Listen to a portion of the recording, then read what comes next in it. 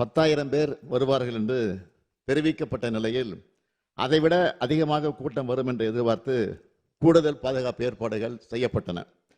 கூட்டம் நடத்த அனுமதி கோரி கொடுத்த கடிதத்தில் மாலை 3 மணி முதல் இரவு 10 மணி வரை என்று குறிப்பிட்டிருந்தார்கள்.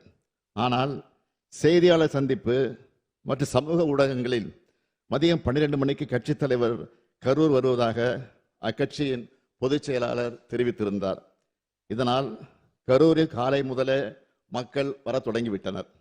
27/9/2025 அன்று அக்கட்சியின் தலைவர் சென்னையில் இருந்து காலை 8:40 மணிக்கு புறப்பட்டு 9:25 மணிக்கு திருச்சி வந்தடைந்தார். அதன் பின்னர் நாமக்கல் நிகழ்ச்சியில் கலந்து கொண்ட பிறகு கரூருக்கு இரவு 7 மணிக்கு வந்துள்ளார்.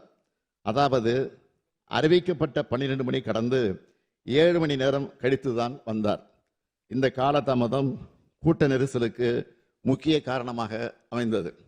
இங்கே அனைத்து கட்சி சார்ந்தவர்களும் இருக்கிறீர்கள். உங்கள் அனைவருக்கும் தெரிந்த விஷயம்தான்.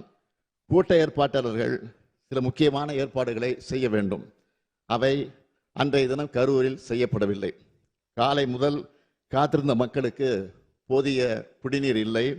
உணவு வழங்க எந்த விதமான ஏற்பாடுகளும் நிகழ்ச்சியை ஏற்பாடு செய்தவர்களால் செய்யப்படவில்லை. இயற்கை பாதைகளை கழிக்க பெண்களால் வெளியில் செல்ல முடியவில்லை. சம்பவம் நடந்த அதே வேலுச்சாமிபுரத்தில் இதற்கு 2 தினங்களுக்கு முன்பாக, அதாவது 25/9/2025 அன்று மாண்புமிகு எதிர்க்கட்சித் தலைவர் அவர்கள் கலந்து கொண்ட பரப்புரை நிகழ்ச்சி நடந்துள்ளது. அந்த கூட்டத்தில் பங்கேற்றிருந்தவர்கள் முறையாக ஒருங்கிணைக்கப்பட்டு கட்டுப்பாட்டோடு நடந்து கொண்டனர். எந்தவித அசம்பாவிதமும் இல்லாமல் நடந்து முடிந்தது. அதில் சுமார் 12,000 முதல் 15,000 பேர் பங்கேற்றிருக்கிறார்கள். அந்த பரப்புரை கூட்டத்திற்கு சுமார் 137 காவலர்களும் 30 ஊர்காவல் படையினரும் பாதுகாப்பு பணியில் ஈடுபட்டிருந்தனர் என்பதை குறிப்பிட விரும்புகிறேன்.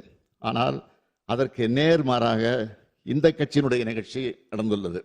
கரூர் மாவட்ட எல்லை தவிட்டுப்பாளையம் சோதனை சாவடி நிகழ்ச்சிக்கு பின் கேரவன் வாகனத்தை பின்தொடர்ந்து பெருவாரியான ரசிகர்களும் கட்சியினரும் நிகழ்ச்சி நடைபெறும் இடத்திற்கு வந்து கொண்டிருந்தனர்.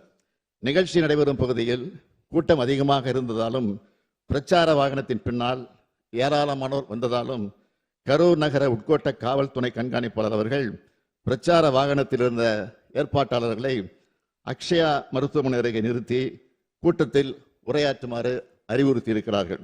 அதற்கு நிகழ்ச்சி ஏற்பாட்டாளர்கள் முன்பே அனுமதிக்கப்பட்ட இடத்தில்தான் பேசுவோம் என்று பிடிவாதமாக தொடர்ந்து முன்னேறி சென்றனர்.